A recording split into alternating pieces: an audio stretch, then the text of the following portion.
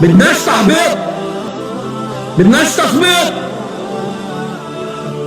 اضوي شمعة، اضوي سراج في هذا النفق.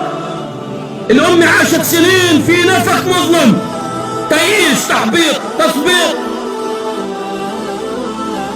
وتنفخش على القنديل اللي قاعد بضوي عشان تطفي نوره يا اخوي.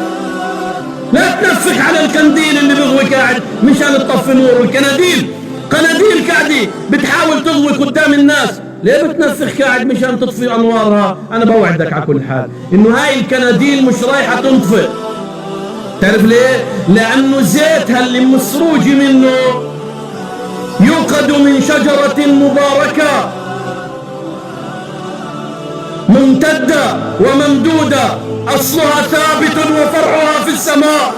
تعرف ليه؟ لأنه مستمد القوة والأنوار من رب السماء.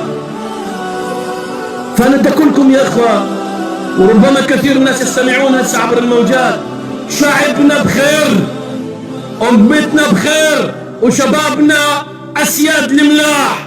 أحييكم كل احترام لكل المجموعات الشبابية، كل احترام لكل الشباب الذين شمروا عن سواعد الجد وقدموا على الله وتابوا إلى الله وأعلنوها